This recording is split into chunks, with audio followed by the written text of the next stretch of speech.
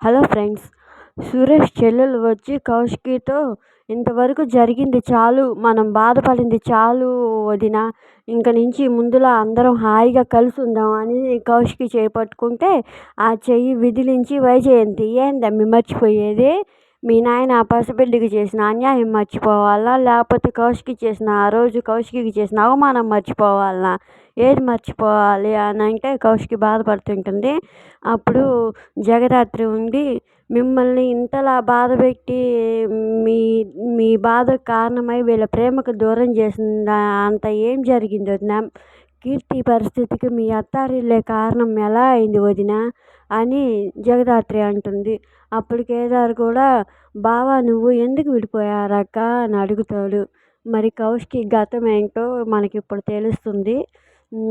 ఇవన్నీ మాట్లాడుకుంటుండగా కౌశికి వాళ్ళ అత్త మామయ్య వాళ్ళ గెంటేయడము, పాపని తీసుకోవడము, బయటికి రావడం ఇవన్నీ చూపిస్తూ ఉంటారు. మరి కౌశికి గతం మనకి తెలియని ఉందేమో చూద్దాము. వీడియో ఇదే ఫ్రెండ్స్ ప్రోమో. మీకు కనుక వీడియో నచ్చితే ప్లీజ్ లైక్ చేయండి, సబ్స్క్రైబ్ చేయండి.